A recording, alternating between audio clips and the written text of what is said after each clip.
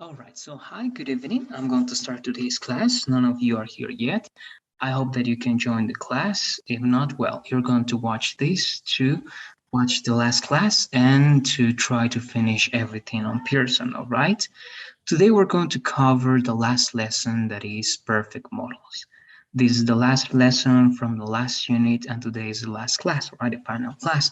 Again, I hope that you can join today's class to work together. If not, it's going to be important to watch this class. Before working with perfect models, again, I'm going to give you the reminder first that you have everything on Pearson already. You have until today, right, at 11:59 p.m. to finish first the assignments, and until tomorrow, again at 11:59 p.m. to finish the final exam, all right, to take the final exam. When with that, you're going to have all your scores, and as soon as I get your scores on Saturday night, on Sunday and maximum on Monday, I'm going to be sending you the final scores. All right, that's everything related to Pearson. Then that's it. All right, remember that you have all the material and everything that we're working on Google Classroom, and well, I think that we can begin. We're going to start with today's lesson, perfect models, that they can also be called as models in past. Okay, because models, perfect models, are models in past. We're going to try to analyze these sentences over here. And Fabiana, now that you're here, let's try to work with this, please. Let's read it. Okay, teacher. Let's analyze this sentence. You should have started before if you wanted to finish earlier. Okay, thank you very much, Fabiana. Now, let's remember that we are learning now about perfect models or models in past. What can you tell me about this specific idea, Fabiana? Is this in present, in past, in future? Is this expressing something that we can change, that we cannot change? How can you analyze this sentence? Maybe it's a tool for doing different sentences and talk about how um, if I want to express start something before I maybe could finish this earlier. Okay. Sorry. Okay. Thank you very much. So, yes, and let's try to analyze even more, Fabiana, because what you're saying is correct, but let's try to see if this sentence, all right, if this sentence is showing us something that we can change or that we cannot change. For example, do you think that this idea is related to the past or to the present, Fabiana? What do you say?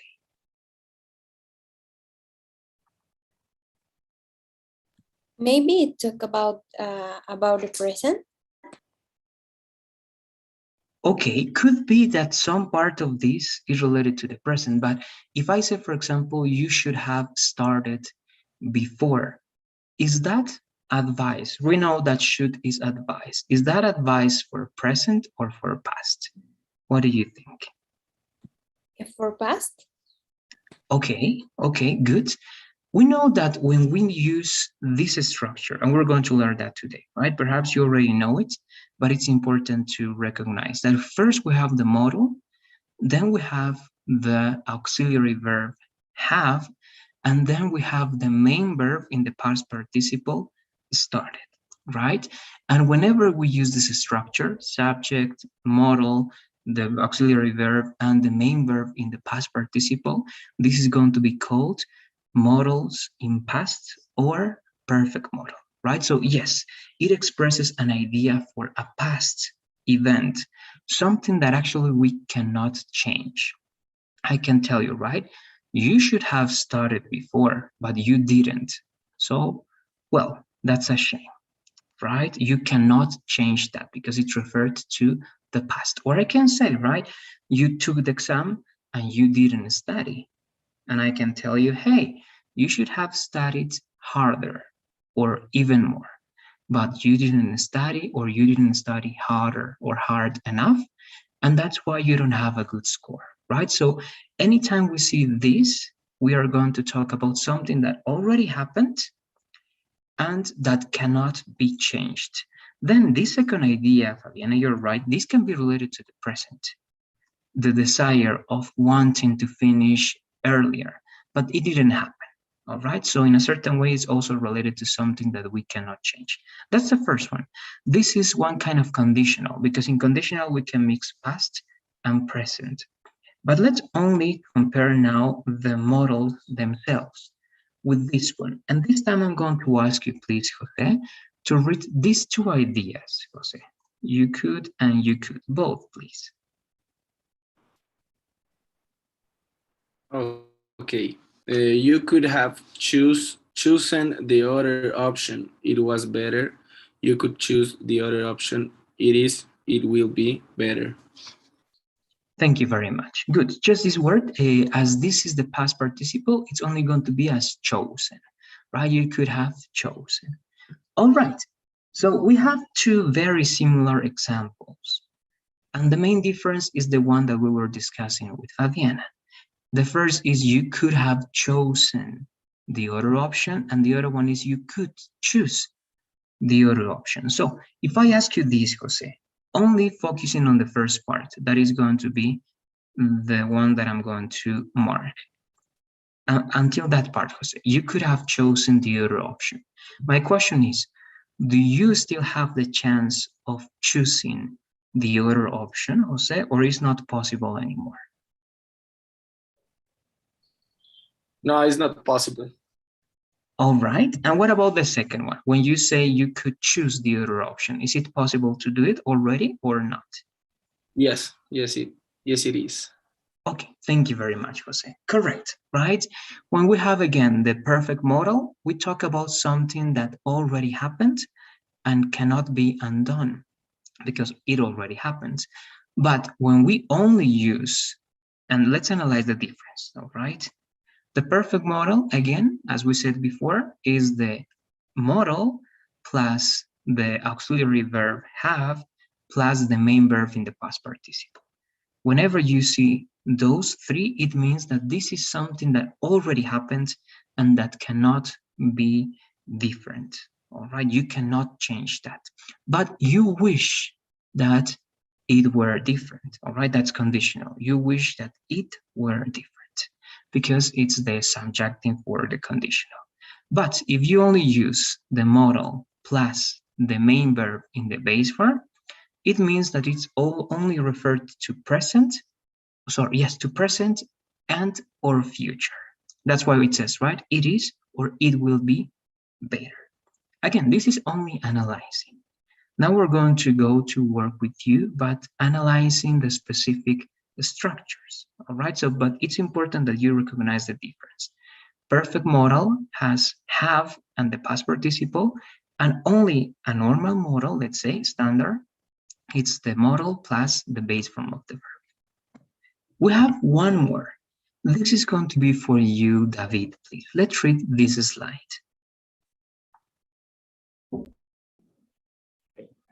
When do you use must like this? The UFOs must have visited the Earth to build such an impressive structure. Thank you very much, David. So the question is the one up there. When do you use must like this? In this sentence, we are using must with the perfect models, right? Because we have must and we have the auxiliary verb have and the main verb in the past participle, visited. Now, that question is actually for you, David.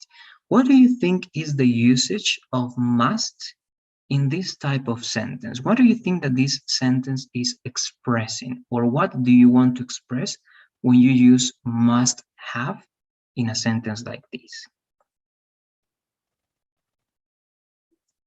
What do you say?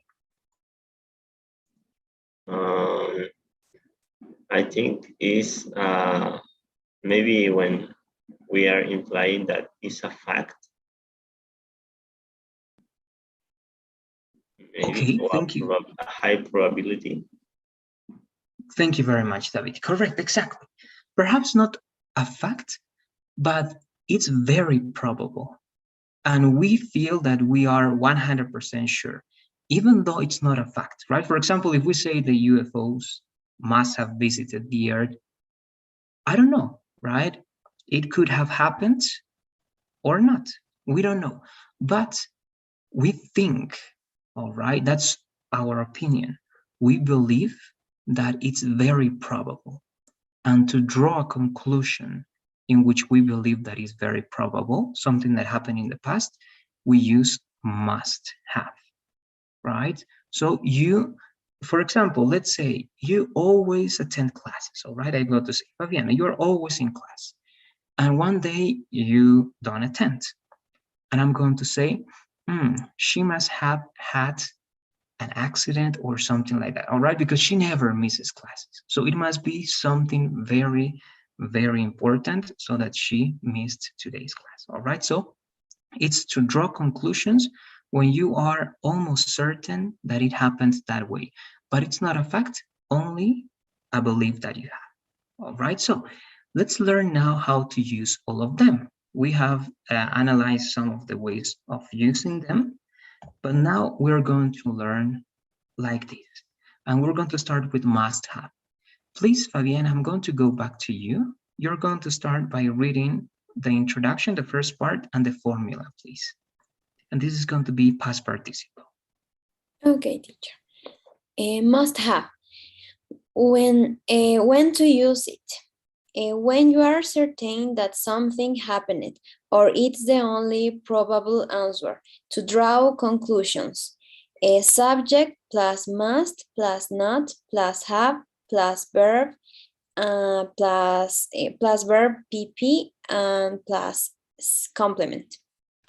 Thank you very much. We're only going to repeat this word, Fabienne. And remember, anytime you see a W or AU, that's going to change to O, right? So this is going to become draw. Let's repeat that one, please. Draw. Okay, thank you very much. Good. So again, the structure is very simple, right? You have the modal must. It can be negative, must not, plus the the auxiliary verb have, and the main verb in the past participle, right? Plus the complement. Now we're going to read the examples with you, please, Jose. Let's read both examples. You must been tired. You ran a lot. Look at that. Something must have happened here.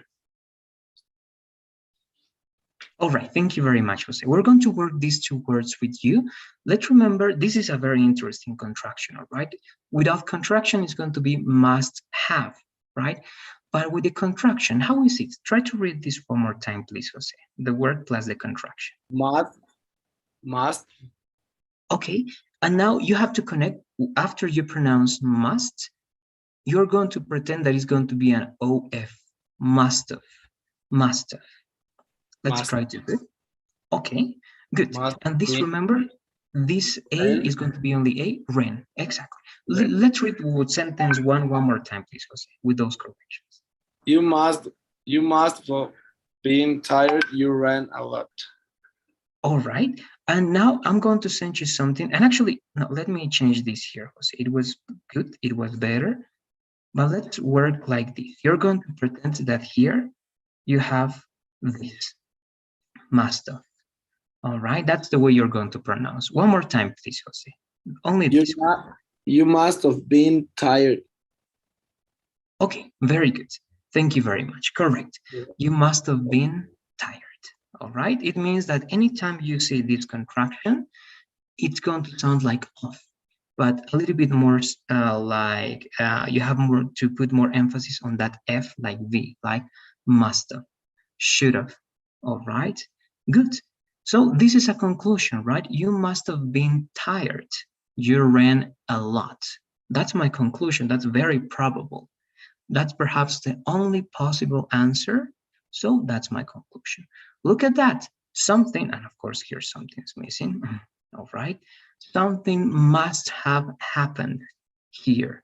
You are almost sure because you are seeing the panorama or the landscape or the context, and something is very different. So your conclusion, because it's very probable, is that something must have happened. You don't know what, but that's your conclusion. All right. Let me know, please, if you have any questions about this structure. Must have. If you have questions, let me know. If not, please, we are going to go to the same document. I'm going to ask you to please go to Google Classroom, to Unit 4, Classwork Unit 4. It's the same document because this is part of Unit 4. And over there, please, let's write only 2 ideas. And let's try to write 1 affirmative idea and 1 negative idea. Remember, to draw conclusions that are very probable for you. Let's do it, please. And again, if you have any questions, let me know.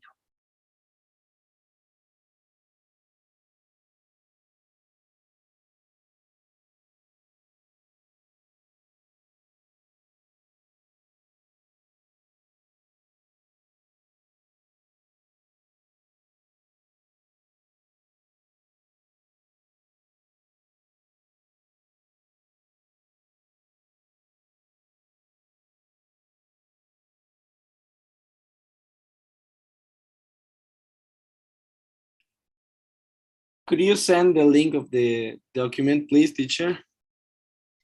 All right, yes, I'm going to do it, Jose. Give me 1 second.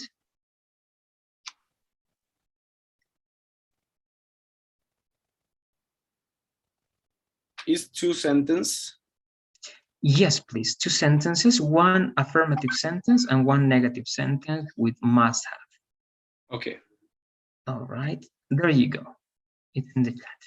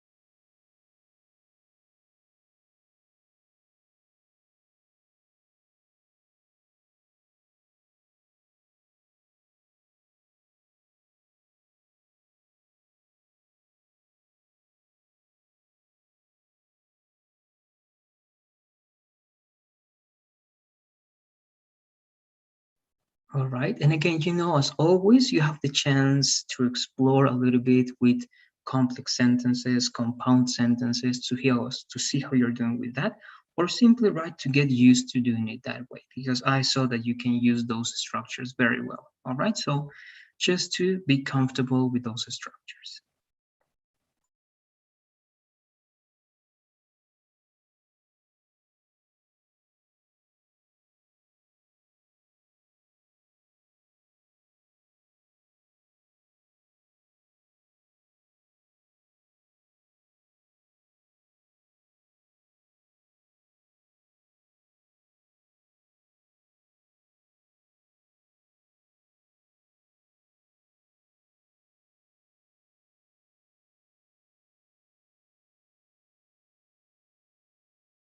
All right, and one advice for this one, if you're having some problems, remember that this is to draw conclusions in the past, all right, for something that happened in the past, not for the present, not for the future. It has to be for the past.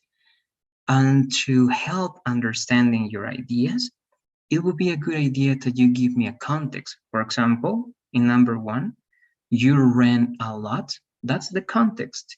Because, right, of that idea that you ran a lot, I know that my conclusion is that you must have been tired after you ran a lot.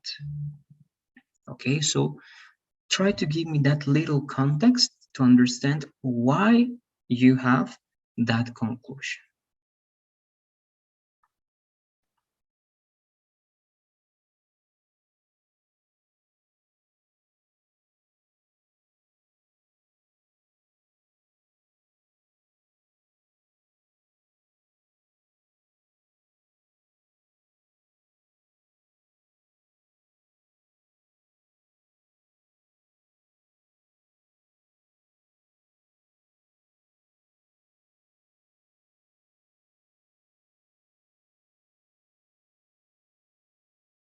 All right, we're going to start reading some of the examples that you got. I think you have yours, Jose, over here. Let me see. Okay, let's read yours, please, Jose. We're going to see how they are. You mustn't have eaten that food. You must have called Carlos yesterday for his birthday. Okay, I think that grammatically speaking, both are correct. Now, in one of them, the context is there, but I want you to explain that to me, please, Jose, to see how you are doing with that one. When you say you must have called Carlos, why are you drawing that conclusion? Why do you believe that that is a very probable action that happened yesterday? I'm sorry, could you repeat it, please? Yes, of course. When you say the conclusion, right, because this is a conclusion that you are drawing, you must have called Carlos. I'm sure, I'm almost sure. In other words, you are saying this, Jose. I am almost sure that you called Carlos yesterday. So why are you drawing that conclusion? What is the context for that conclusion, Jose?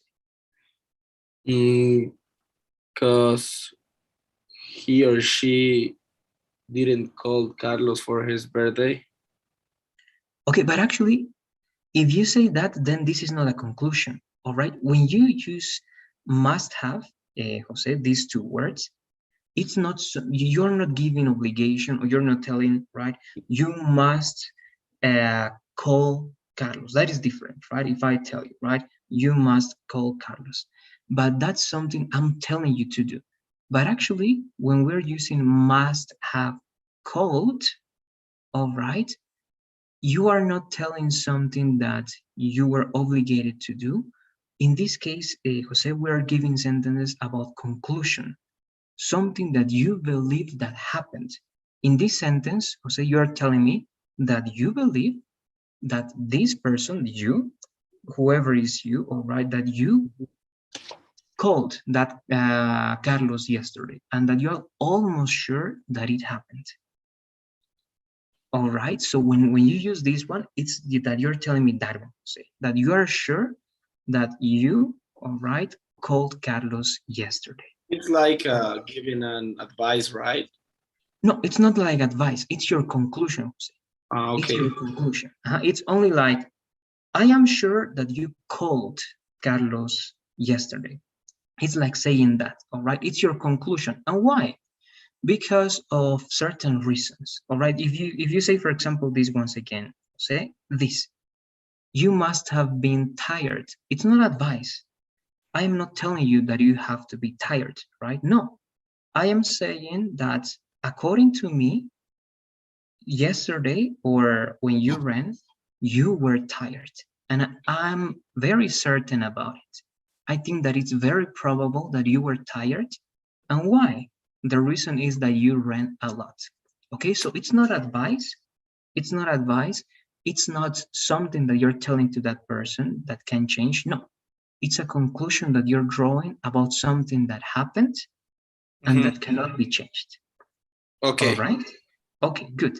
And the next one, we're going to try to write the one also here, and it's correct, but try to explain the context for the second one, Jose. When you say, you must not have eaten that food. Again, this is not advice. Here, in other words, you're telling me, Jose, that you believe that that person didn't eat that food. So why do you believe that? It's not, again, advice. It's a conclusion.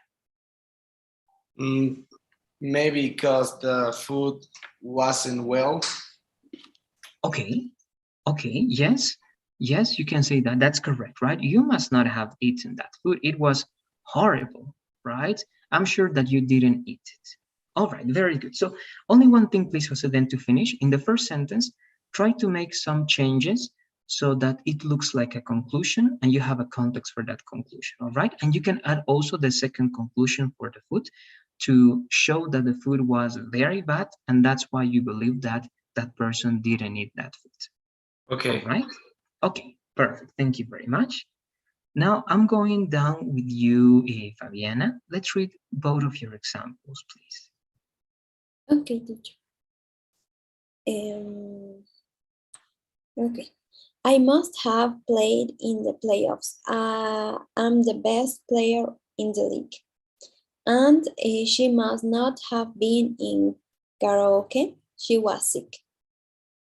Okay, thank you very much, Fabiana.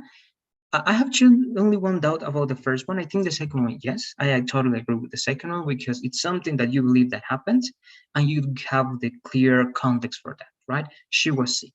That's why you believe that she was not in that karaoke, right? In the first one, however, when you say I must have played in the playoffs, if you realize, Fabiana, it's very hard to use I with must have because it's only your belief. It's like you don't know what you did, okay? But you cannot draw a conclusion like that because you are not talking about probability about your behavior because you know what happened, right? So in other words, I didn't mention this, Fabiana, but it's good that you use this one. In other words, when we use must have for conclusions, we cannot say something about us because we are totally sure. It's a fact that we know what happened with us, right? So it's very hard to say that that's my conclusion about me. So my only advice here, Fabiana, it will be to change the subject, to talk about someone else because you don't really know if that's a fact. All right, so you can say, right, exactly. Okay, Pablo must have played in the playoffs. He's the best player in the league. Exactly. All right, and that's your context. And because of that, you believe that that happens with Pablo. All right, good. I don't know if you have any questions, Fabiana. Let me know, please, about this observation also. Maybe the conclusion in number one is try to don't use the subject I because it's not a conclusion. Maybe it's only my opinion. And if you use I, actually, it's not going to be a conclusion like guessing, like a probability. It's like saying something that you know. And directly, you're not going to say, I must have played in the playoffs. No, you're directly going to use simple past. I played in the playoffs because you know that you did it, right? Because I am the best player in the league. All right, so when you want to use I, directly use simple past. But if you want to talk about someone else and you're not sure, but again, you feel that you're 100% sure, but it's not a fact, right? Then you can use different subjects with must have. Okay? All right. Okay. Great, thank you.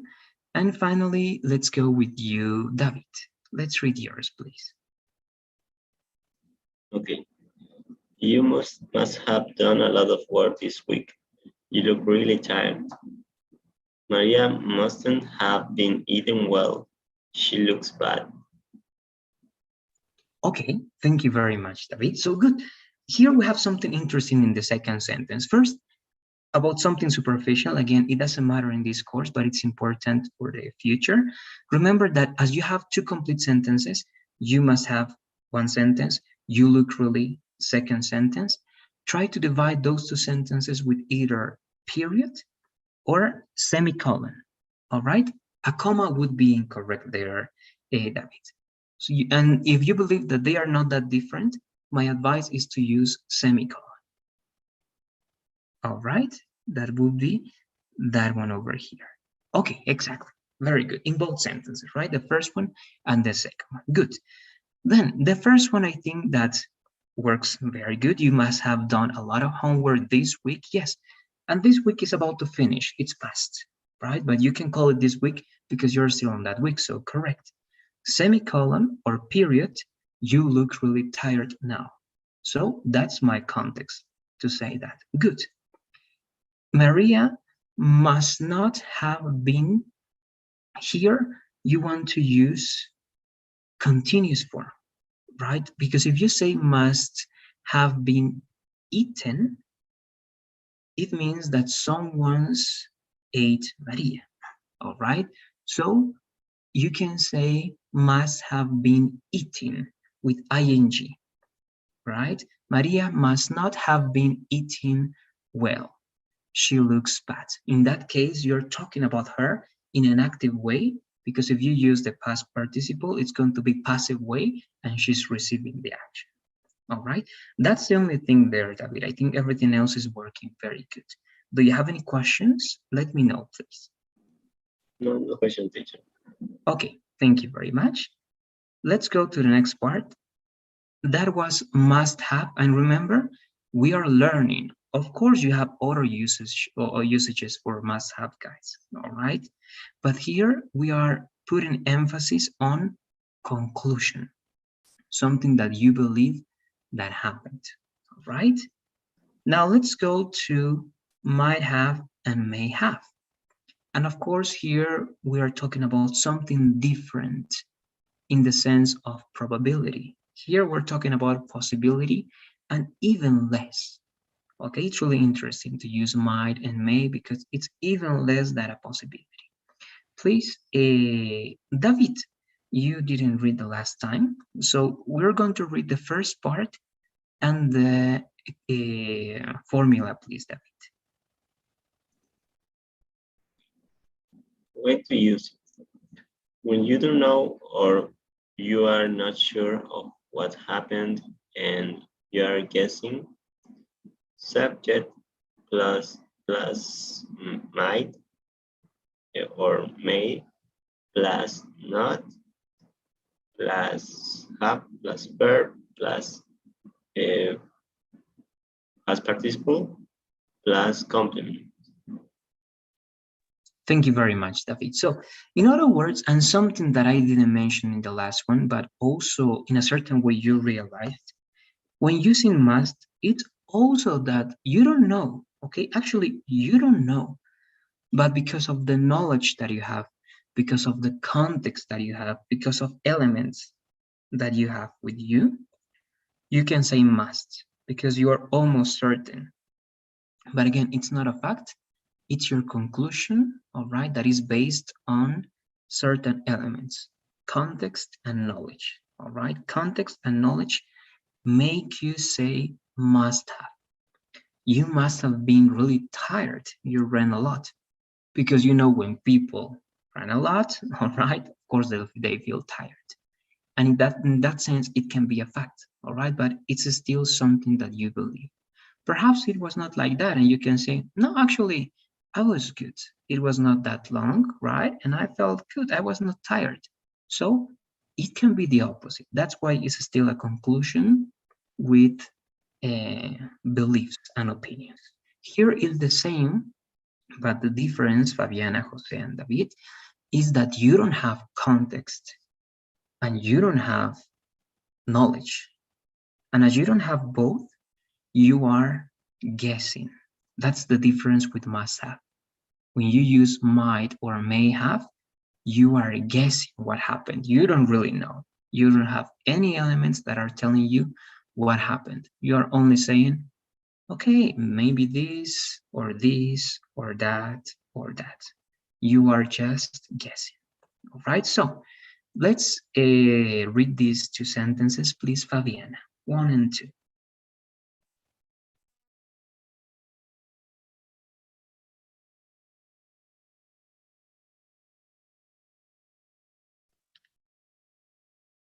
Or if you're not there, I'm going to go with you, Jose. Let's try to read these two sentences with you, please. Oh, I think you're there. But Jose, let's do it with you anyway. Okay, you didn't come. You might have had problems, right? I don't know. She was sad. She may have broken up with her best friend. Okay, thank you very much, Jose. So in these two, again, suppose that you don't know this person first, that you don't know the context, second one, you don't know anything. You are just guessing, okay? You are guessing when you draw conclusions because these are also conclusions, guys, all right? This is also for conclusion. So you didn't come. You may have had problems, right? I don't know. Or you may have had an accident, or something may have happened to you, or blah, blah, blah, blah, blah, right? I'm guessing. And she was sad. I don't know her. I don't know even, all right, if she has a boyfriend, perhaps, right? Here, we're using BF in the sense of boyfriend, right? Because to broke a relationship is going to be more related to boyfriend. So she was sad. I don't know her. I don't know. I don't have a context. So I am going to guess. She may have broken up with her boyfriend. It's my guess.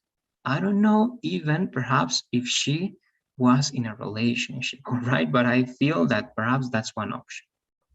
Okay, that's the main difference. If you have any questions, let me know once again, please, guys. If not, let's go to the document once again, and let's try to write two sentences in the same way we did it with must. One affirmative and one negative, please. You can use may or might. It's up to you. They are the same in this context. All right, let's do it, please.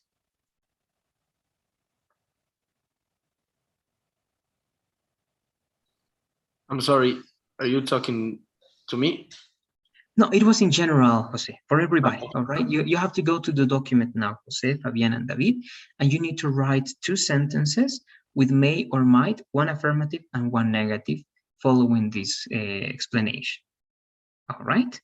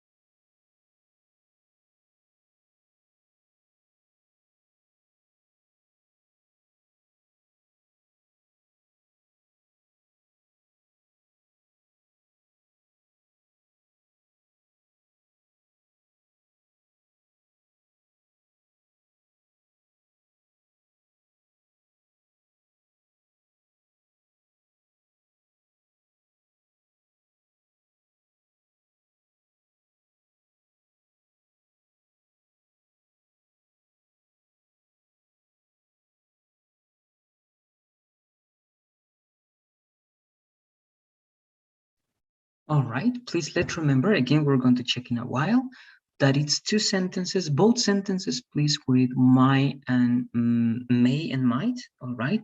We are not using must anymore. Must was for the previous sentence. In this case, might and may, they are the same.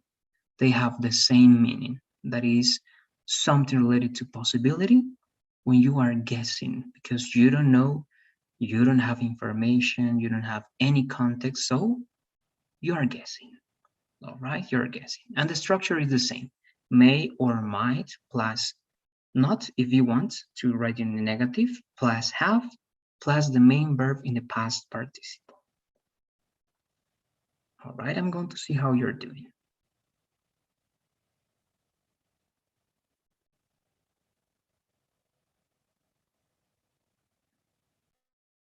Okay, here I think I have your examples, Jose, both of them. Let's try to read them, please, and we're going to see how they are. You may have played soccer a lot. Are you tired? You might not have seen that sense was a terrible accident. Okay, thank you very much, Jose. So in the first one, yes, the conclusion is good, right? You may have played soccer a lot. But in that case, you are, yes, and actually it's okay because you're now asking, right? Are you tired? Because you believe that that happened, but you don't know. You are guessing, right? Good. In the second one, you might not have, in that M is going to be this, I think, right? I'm not sure, Jose. Let me see if this is correct. Think like the past participle of Yes, see, yes, right? sorry. Okay, so you might not have seen that over here. Sense, what do you mean by this word? Sense um like that situation. Okay, I don't know what word could be here because the only similar to sense here, Jose, it's to use double S, but sense is how you feel something, right? Your sense, something that makes sense, right? That perhaps that sin you want to say, all right? But anyway, sin is going to be something different in English, all right? When you say that sin, all right, that sin, it means something more complex, all right? So you can keep this sin if you want, all right, the sin, or you simply can say that, I don't know if you can call it situation or that event or that problem. What is the word that you more or less want to use there, Jose? Situation. Okay, so we're going to have that as an option. All right, so again, sin, I think that was the word, but in this case could be situation, good. And here, remember, as you are now using, this is a different tense, right? In the first part, it was the perfect model. You might not have seen. In the second part, you're using simple past. So it's something different. So you need to mark the transition with two options, okay, or three options. Remember, period and a new subject, semicolon and a new subject, or comma and a fanboy. So here you can use semicolon plus subject. And remember, even in Spanish, we don't use subject. We need to use the impersonal pronoun in English. It Okay. was a terrible accident. All right, just that one, Jose. Let me know if you have any questions, please. No, I don't have. Okay, perfect. Thank you very much. And I'm going down again with you. I think you're ready, Fabiana. Let's read yours, please.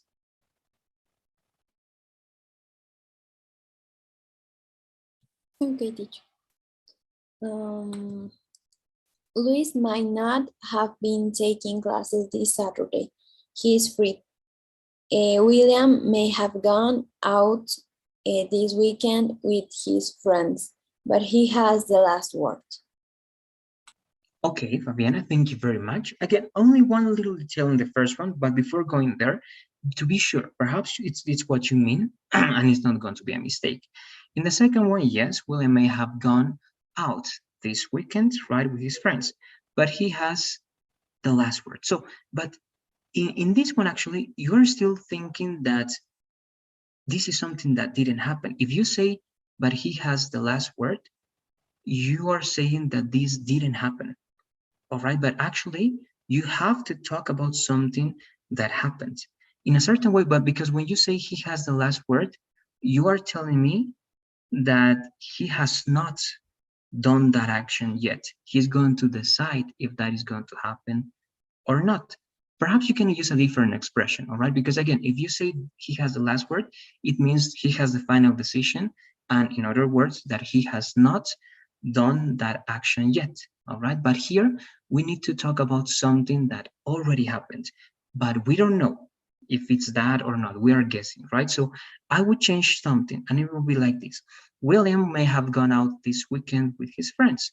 Perhaps, I don't know. I'm guessing, right? And you can add expressions like, I don't know, I am going to ask him, or I don't know, he's going to telling me, or he's going to tell me if he did it, all right? So my only advice in the second one, Fabian, is to try to change the expression to show me that that happened, but you're going to ask him if it really happened or not, all right? Because again, if you say he has the last word, it's like he didn't do that action and he's going to decide if he's going to do it or not. All right. And in the first one, when you say Luis might not have been taken, as David used at the beginning, right? That's the continuous form. You are putting emphasis here on the continuation of the action. And if you only say this Saturday, it's like only this Saturday. But when you are saying he has not been taking classes, I understand, Fabiana, that you're talking not only about this Saturday, but all the previous Saturdays.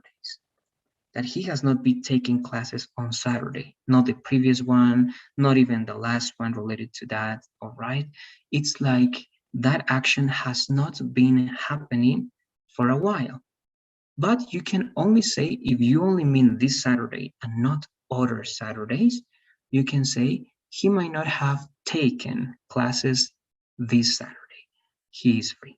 All right, that's the only thing. I don't know, perhaps you meant to talk about the other Saturdays as well. In that case, it's correct. I don't know, let me know, please, Fabian, if you have any questions or comments, let me know.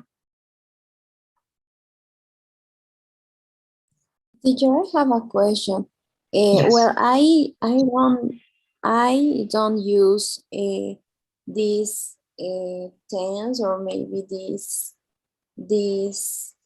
tool for sentences in the future. I only use with sentences in past that it happened in the past, only in this tense. Yeah, when you use the present perfect, sorry, in this case, no, when you use the modal perfect, all right, or the perfect modals, it's always for past, all right? It's always for past. Perhaps you can see the effects in the present. That's why I say this is correct.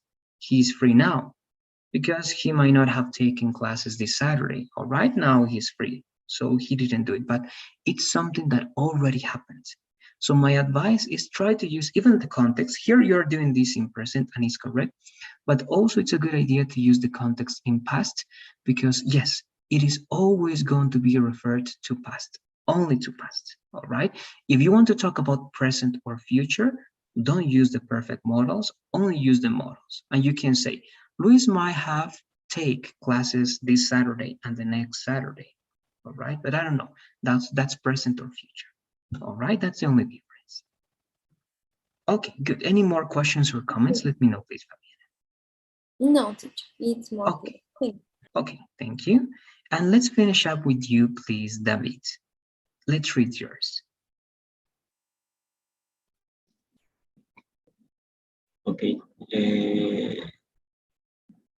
Diana was sad after her presentation. She may have had a bad reception, don't you think? And David's girlfriend looks happy. She might have had a good day, hasn't she? Okay, thank you very much, David. Your sentences are really interesting.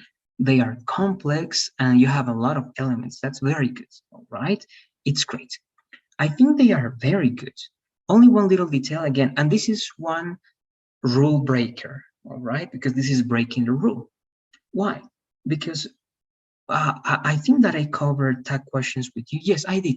Remember the rule for tag questions? It's breaking the rule. Why? Because you have one complete sentence, and then you have also something that seems to be a complete sentence, but actually it's not a complete sentence. It's only one expression that means correct, all right?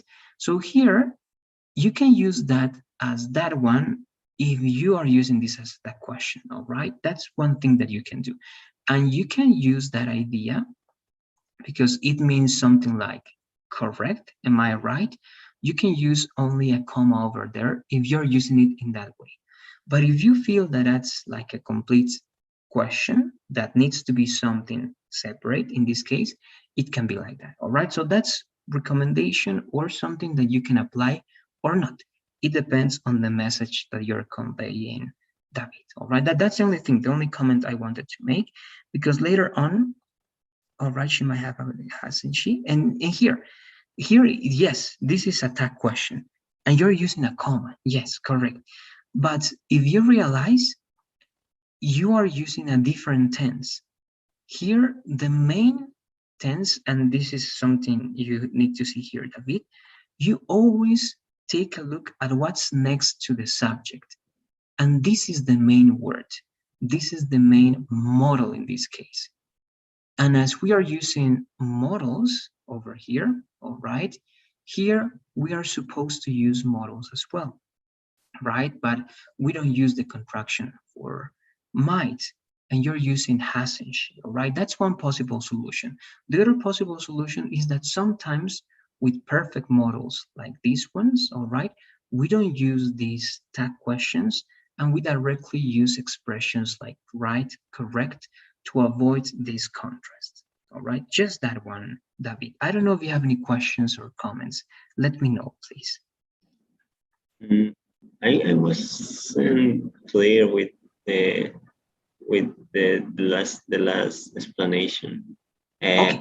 When I said might have, and then I use hasn't, I should use something like mightn't, or I wasn't sure. I didn't understand. No, actually, yes, and you're correct. And you're supposed to use might, but you don't use contractions with might, right? There's no mightn't or mayn't, so we don't use that one. So my advice there, David, was the following: that instead of using tag questions, because it's going to be hard to get that idea, and it's your conclusion, all right? Most people with this type, may and might, in tag questions, they are not going to use this type of tag questions. They are only going to say directly, correct, right, am I right, instead of the tag question. That was the only thing. All right, instead of using then the tag question, use directly the expression correct, right, am I right? Okay? Okay, great. That's it. Good. So again, thank you for this part. If you have any other observations or questions, just let me know. But we're about to finish because we have, I think, 2 more, but we're not going to cover all of them, just the ones that are on Pearson. This is easy. And this is something that we're going to practice speaking. Could have. Could have is a little bit more possible. All right? Something that didn't happen. But let's read with you. It's when you have a little bit more knowledge and a little bit more context than when you use a may or might. Please, Jose, we're going to read this with you this time. You're going to read the introduction and the formula, please. Okay. When to use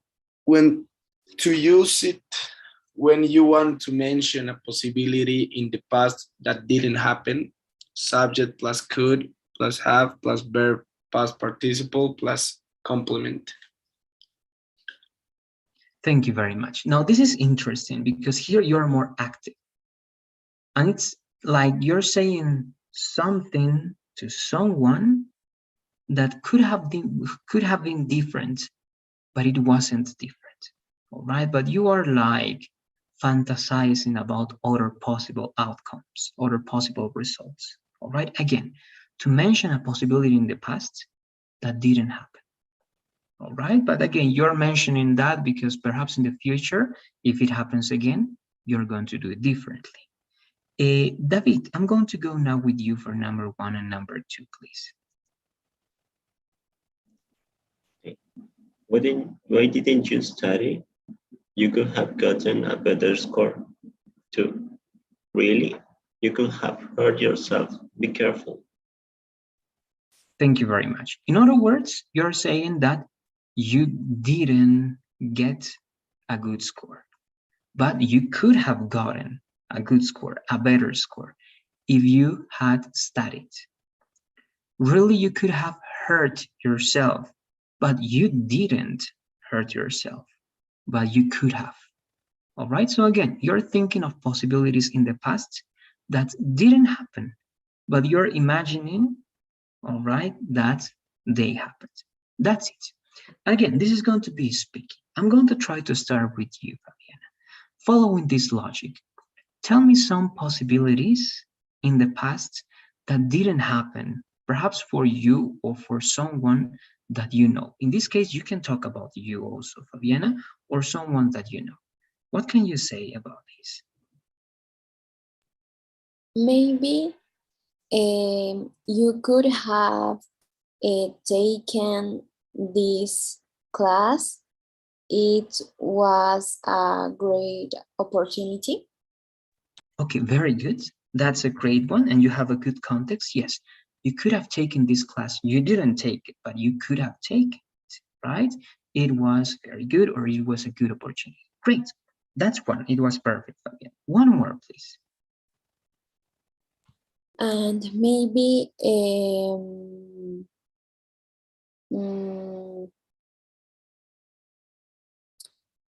maybe you could have eaten this pasta. It was delicious. Okay, thank you very much. Again, and that's a possibility, right?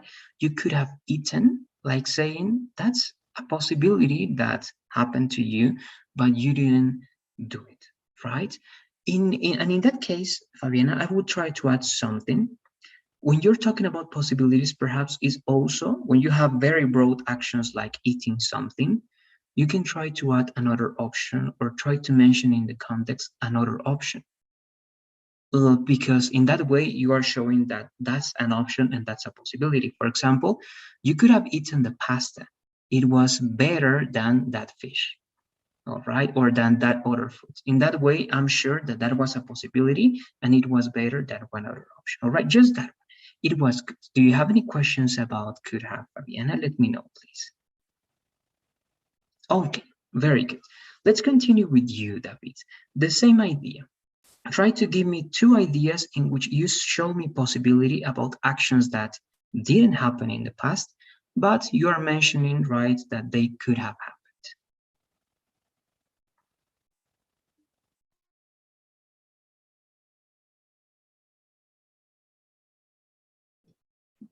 Uh, so, teacher, is maybe I have two examples, or I didn't understand what.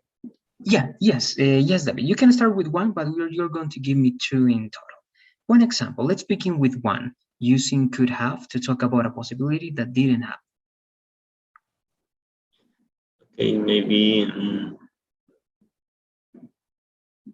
you could have taken that opportunity to travel, maybe uh, the last year. Okay, and you can add some extra comment, right? You could have taken that opportunity to travel, and you can make some comments to make the person realize that it was the best option. What extra comments can you add there, David, to make that person say, okay, I think you're right. Next time I'm going to do it. What else can you say? Maybe a context. What did you take that the scholarship? You could have taken that shipping travel to study. Okay, okay. Adding that question, I have a context, and that's also one way of working that, David. Good, thank you. One more, please. One more. And in this case, try to give me one option, all right, or sorry, one sentence we could have, but after that, try to make positive, all right, positive ideas about that action so that I can say, all right, I think, yes, I could have done that. It was my mistake not doing it. All right, so again, one idea we could have, and after that, give me some positive ideas, some good ideas about that action that are going to make me say, all right, I think you are correct. What do you say?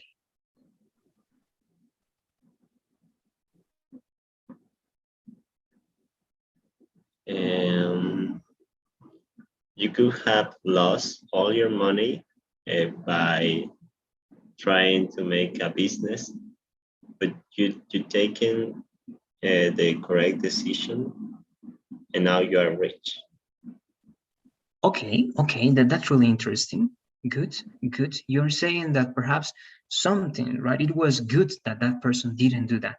In this case, you are using positive things for the action that didn't happen, right? And now, because of that good decision that you made, you are rich now, right? And that's a good thing. All right. Again, do you have any questions or comments about could have, David? Let me know, please. No? All right. Thank you very much. And let's finish up with you, Jose. Again, let's try to give two ideas about something that didn't happen in the past, but it's a possibility that could have happened. What do you say?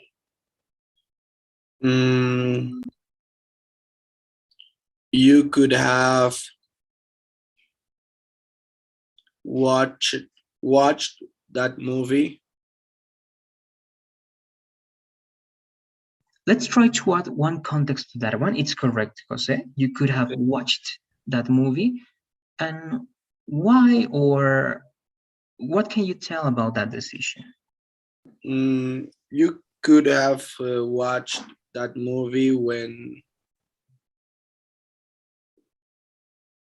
the movie was in the cinema. Okay, good, good. Yes, you could have done that. And you can add one reason to give more like weight to that comment. And you can say, right, you could have watched that movie, right? It was the best options perhaps, but you didn't do it. But you can add some good comments about that movie if you want, all right? One second example, please, Jose. You could have choose that food looks incredible. Okay, and in that one, remember, choose is going to be the base verb, but the O is going to be O chosen. You could have chosen. Okay. All right, one more time, please, Jose. You could have chosen that food looks incredible. Okay. It looks incredible. It looks incredible. Great. Perfect. Thank you very much, Jose. Again, do you have any questions? Let me know, please. No, I don't have. Okay, thank you very much. So here, in other words, even though we're saying something positive about that, it's not like a suggestion. It's not like advice. We're only mentioning a possibility. All right, that's important here. We are only mentioning that possibility. In the next one, and to finish, all right, I think we're going to finish with this one. We have something even better that I think is the next one. Let me see. This one, if we have time, we're going to check that one. But this is the most important for Pearson, all right? You don't check that with Pearson. This is the one. Should have. This is for advice. But again, advice that was not followed, all right? Or when expectations happened, or for regrets. So should have is very, very common, and it's very important that you know how to use this. Please, Fabiana, this time I'm going to ask you to read the first part and once again the formula, please. Okay. Should have. When to use it? When you want to mention some advice that was not followed, or when some expectations were not fulfilled, to express regrets in the past.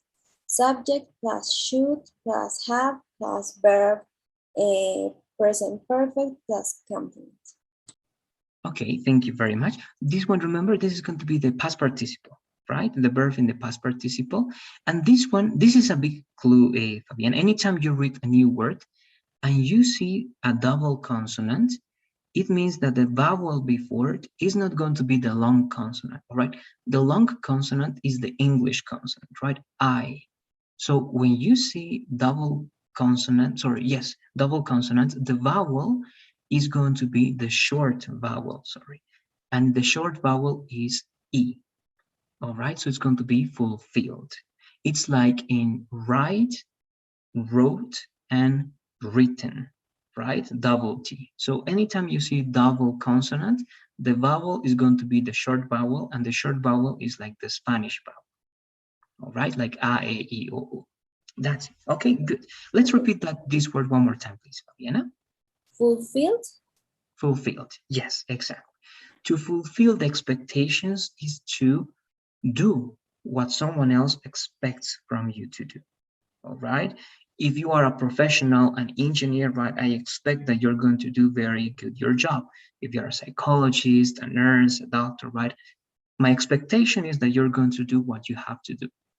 But if you don't do your job, then you are not fulfilling my expectations, right? That's it. So if you are talking about advice that was not followed, expectations that were not fulfilled, and to express regrets, right? If you want to do that, use should have. And here we have some examples. You're going to see that this is very common to use. I'm going to go, please, with you, Jose. Let's read these two examples, and let's remember that this is going to be like should have, should have. Let's do it, please. Okay, I should have listened to you. You were right. You should have done what I told you. Thank you very much, Jose. So I think everything is correct. Should, I can talk about myself. I should have listened to you, but I didn't do it. So I regret. You were right. Okay, that's a regret that I have. You should have done what I told you, but you didn't do it. You did not fulfill my expectations, right? I was expecting more from you. You didn't do it. All right. So again, you have three options to use should have: advice that was not followed, expectations that were not fulfilled, and regrets in the past. You can say, I should have studied more. And if you realize to talk about regrets, you have to use first person. I should have studied more. I should have traveled when I had the time. I should have chosen a different career. I should have done this and that. Regrets, regrets, regrets. Expectations from you. You should have studied more. You should have done this and that. All right. I'm not going to use more verbs because, all right, you have to give me those ideas. Please, two sentences again, guys. Let's go to the document and let's write two ideas with should have, please. You can write one with advice and the other one with expectations, or you can write one with expectations and the other one with regrets. It's up to you. Let's do it, please. And again, if you have any questions, let me know.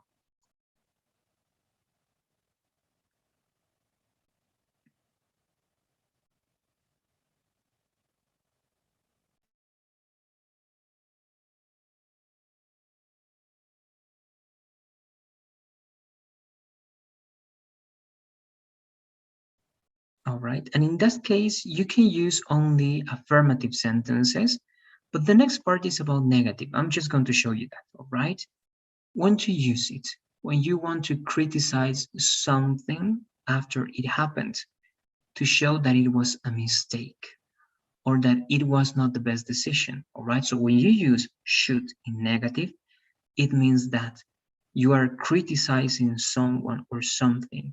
You are telling someone, hey, you shouldn't have said that. It was not correct. You shouldn't have, I don't know, taken that job. It's the worst job possible. You shouldn't have accepted that invitation. Come on, that person, you know him, you know her, and so on and so forth. All right. So my advice: write affirmative ones, but if you use negative, the meaning is going to be a little bit different.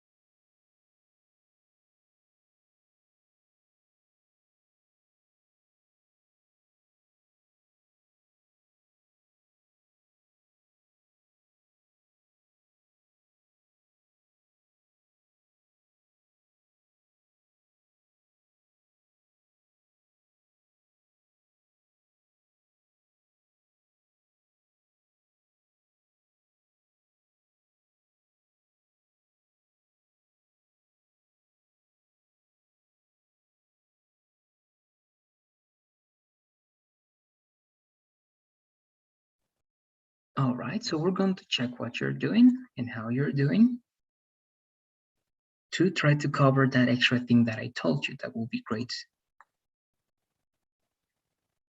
So here we have some. You're still doing it. Here, again, I'm going to start with you once again, please, Jose. Let's read your two examples, which should. Okay, you should have taken a shower. You look a little dirty. You should have seen the news. Your brother were talking there.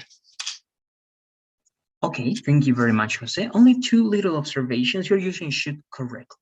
It's very good, all right? The first part of both sentences is correct. Then you're using semicolon for both sentences. Perfect, all right? Very good so far. But in the first one, remember, looks is only for third person, he, she, it. If you have you, it's only look, right? Okay. You look dirty or a little dirty, all right? That one, that's the first one. And the second one, when you say your brother is he, right? And he is third person, and for third person, we're not going to use where, we're going to use was, right? Your brother was talking there. All right, just that one. I don't know if you have any questions, Jose. Let me know. No, I don't have. Okay, thank you very much. I'm going up this time, and I'm going to go with you, David. Let's read yours, please. Diana shouldn't have gone to dinner with him. He's a bad person. Tony should have done his homework before, so he could be free for dinner tonight. Okay, thank you very much, David. So in the first one, I heard a different name, but it's this negative one, right? Or which one did you read, David? This one, right? You shouldn't? Yes, you shouldn't. Okay, good. I don't know why I heard Diana. Okay, it was my mistake. Good. So, good.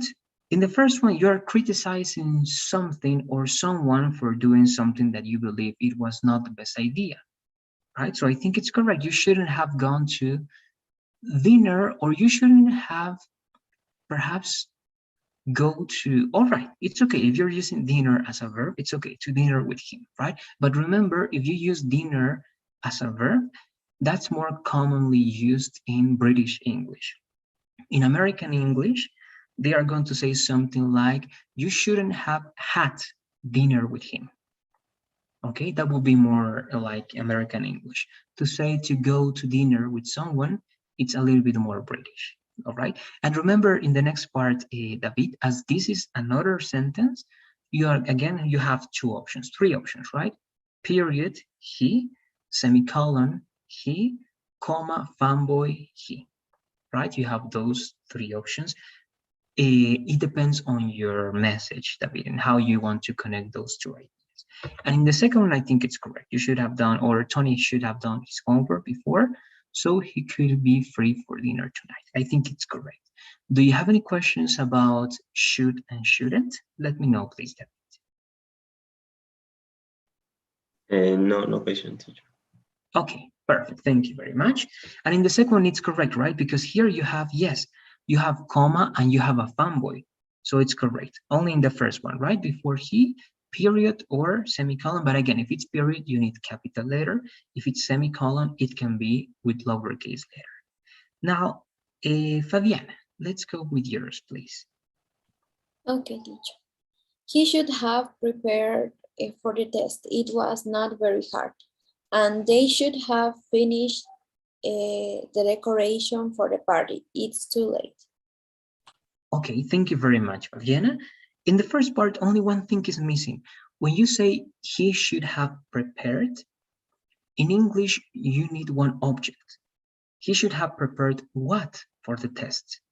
The sheets, the classroom, or himself, right? So you need one thing. And if you want to talk about the same person, remember, you can use reflexive pronouns, right? So you can say he should have prepared himself for the test.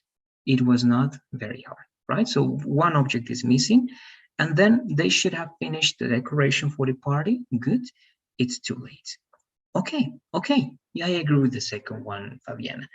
Any questions with should? Let me know, please. No? All right. Thank you very much. And I think that's it, right? I took a look at everything that you wrote, great. And again, we have time for this extra thing, but it's going to be just mentioning this to you. That is negative.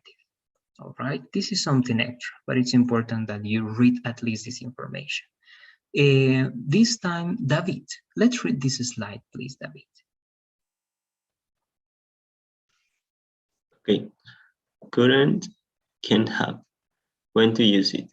When you are certain that something did not happen in that way, or when it's very unlikely. For example, it couldn't or can't have been you. It's impossible. Thank you very much, David. So again, this is not very common, and there are not many situations in which you can use this one. And again, we're not going to practice this type, but it's important for you to know that when you use couldn't or can't in the perfect models, it means that this is something like very unlikely to happen. It means that it's not very possible, all right? And sometimes it's even going to be impossible. When you say it couldn't have been you, it's impossible because I know you. I know that you're a good person. I know that you would never steal something to anybody, all right? So it couldn't have been you, the person who stole that purse, let's say. All right, it's impossible. For me, it's impossible that it happened. And it's the same if you say, it can't have been you. It's the same idea. All right, in this case, using couldn't and can't with have and the past participle is going to mean the same. Something very unlikely to happen or something that it's even impossible according to you. All right, remember that this is opinion. It's according to you. And that's it, guys. That's everything related to perfect models that I wanted to share with you. Again, I already mentioned about shouldn't, and that's it. Now, I have this that I would like to watch briefly in these 5 minutes that we have, because we finished with everything. But again, before doing that, you're going to make some comments. This is going to be some listening and speaking. Remember that here you have some practice. So if you have time and you want to be sure that you understand perfect models, or as they call it, as you can see, past models. But in grammar, all right, the best way is perfect models. Practice with these 3 links. Now we're going to watch this briefly. You're going to try to understand this with me. All right, let's close this one. I'm going to ask you some questions. This is going to be the situation, and you're going to read it over here, okay? I don't want YouTube Premium. So let's read. Actually, before listening to this man, I think that there's a man that is going to be reading this. I want you to read this one, Fabiana. Let's read what you have this, please. Okay. A 25-year-old businessman disappears from hotel in Mexico, leaving a 100, I don't know how read this one, maybe 1 million. No, 100 million, maybe. It's going to be less than million. It's going to be 100,000. 100,000 in cash in a suitcase. Thank you very much, Fabiana. So this is the situation, guys. Fabiana, David, and Jose. This person left $100,000 in cash in a suitcase. That's a lot, all right? And he disappears. And the suitcase with all that money is in that hotel, in that room. We don't know what happened. So what are we going to do? We are going to draw conclusions. And how you draw conclusions in the past? With perfect models, right? May have, might have, could have, etc., etc. Right? We're talking about something that we don't know, but we are going to try to guess sometimes. So let's listen to this, please. I'm going to ask you some questions. Again, this is going to be shortly, but it's important that you also know how to identify and listen to perfect models. I think I'm not sharing my audio. Sorry, I'm going to share once again with the sound of my computer. All right, here we go. 25-year-old businessman disappears from hotel in Mexico, leaving $100,000 in cash in a suitcase. All right, and as you can hear, all right, this is of course some British accent.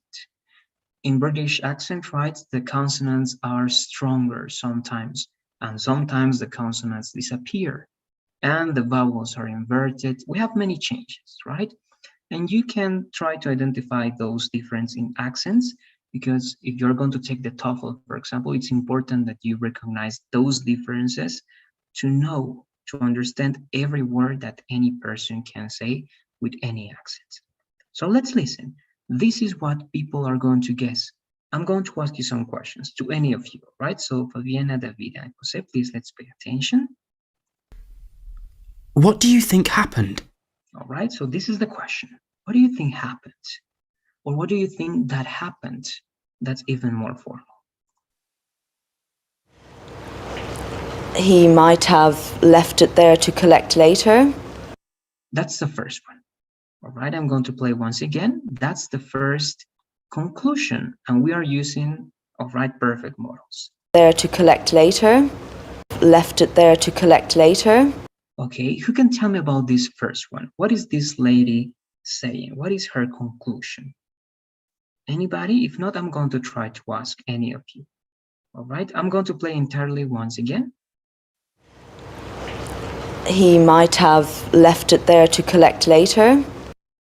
All right, so what do you say?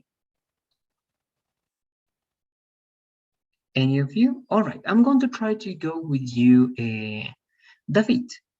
What do you say about this one? What are you able to hear from this lady in this first conclusion?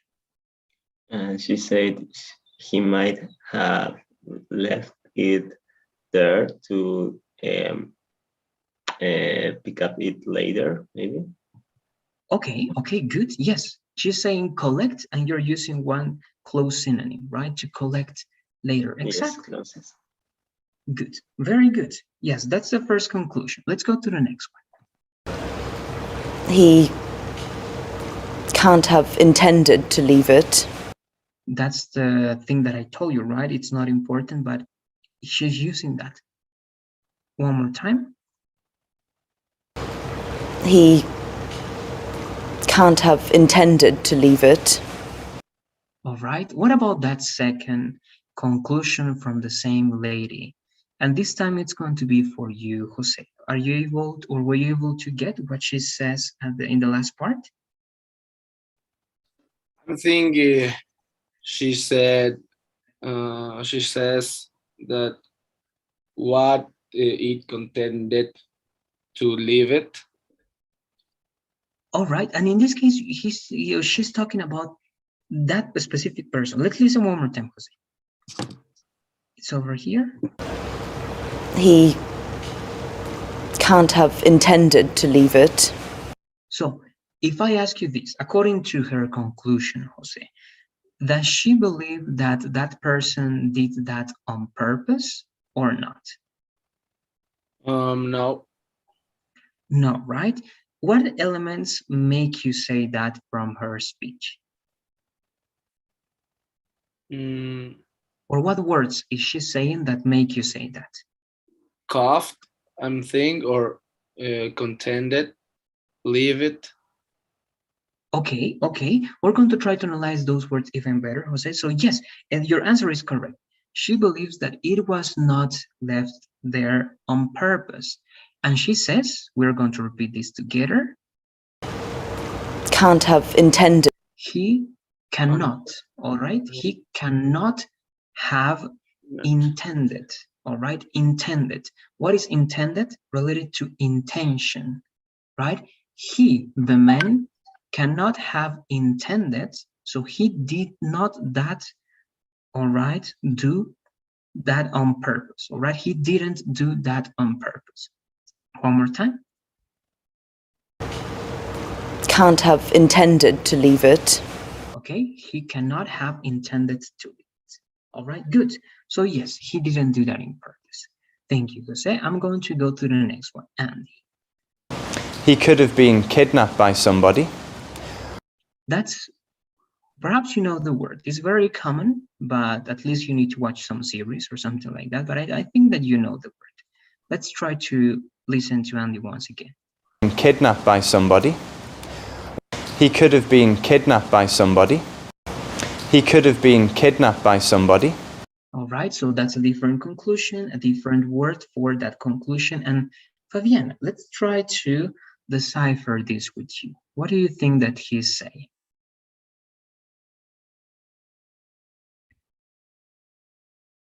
Or Talk anybody? about, Okay. maybe talk about that something do something to this person, to this man. Okay, yes. He believes that something happened to this man, right? And he uses one interesting verb. Who knows that verb? Who can repeat the verb that he's using here? Anybody? What verb is Andy using to give his idea? I listen, kid. Okay, we're very close to that one. It's part of the verb. This is a compound verb. It has like two parts. That's the first part. Let's listen once again. He could have been kidnapped by somebody. All right. I don't know if you were able to listen this time. What do you say? Could be Fabiana, David, Jose. What is the verb in this second idea? One more time. He could have been kidnapped by somebody. All right. What do you say, for example, David? Were you able to listen to the main verb about Andy's idea? He said he could have been kicked an advice of somebody. I'm not sure what's the word of kick or quit or kick. Or kidding. Okay, very, very close. Actually, very close to those ones, David and Fabian. I'm going to tell you now. What is to kidnap? It's kidnap. What is the meaning of kidnapping? What's it? He didn't listen to the advice of someone. Okay, but actually, when you say kidnap, right? Actually, it's a very, very dangerous action, because when you are kidnapped, it means that someone is going to take you away, all right, by force. It's going to use the force to take you away, and you're going to be hostage. Do you know what's to be a hostage? I'm going to write this over here in the chat. What is a hostage? Something close to that one. If you rob a bank, right? You are a robber, and you're going to go to a bank with your weapon, with your pistol, and you're going to rob the bank, right? You're going to take some hostages, right? Come on, go away, or I'm going to kill this man. I'm going to kill this woman, right? That's a hostage. So if you are kidnapped, someone is going to take you away by force, and you're going to be taken as hostage, all right? That's a very dangerous situation. For example, nowadays, many people kidnap children. So you have to be careful, right? If you're on the street and you are not taking the hand of your child, let's say your nephew, your niece, your son, your daughter, someone can go take your child, and that's to kidnap. That person is kidnapping your child, and he's going to take it away from you, and he's going to hide it, and you're going to know where it is, and you're not going to know anything about it. All right, so that's to kidnap. So he says, Andy, and we're going to finish with this. I know that we are about to be on time. Kidnapped by somebody. He believes that man was kidnapped by somebody, that somebody went to the hotel and obligated that man to join him by force and kidnapped him. All right, I don't know if you understand the word. Let me know first, please, Fabiana. Do you understand the word kidnap now? Do you know more or less what it is? Yes, I understand, but I don't know how write this. Okay, don't worry. I'm going to show you. It's over here. Do you see that one? Kidnap. Yes, I see. All right, so that's to kidnap. And what do you say, David? Were you able to understand what kidnap is? And also, Jose, let me know, please. Yes. Okay, Yes, thank you teacher. very much. And what about you, Jose? Yes. All right, thank you very much. So that's it. As you can see up there, you have the can have intended to leave it, not on purpose, right? To intend something. He could have been, and this is passive voice, he could have been kidnapped. Past participle of be and past participle of the main verb, it means passive voice with perfect modals. All right. And again, that's it. We're going to finish the class and actually the course here, guys. All right. I want to thank you for being with me, for working with me, for being in class, right? For everything. I don't know if we're going to keep working the next module together. So anyway, I'm going to try to say goodbye to you. In that case, if that happens, all right. It was a pleasure meeting you. I'm just going to leave you now with two surveys, please. It's going to be the daily survey first, and then it's going to be the teacher's evaluation. Let's fill that out, please. If you have any other questions or comments, let me know. All right, let's fill that out, please.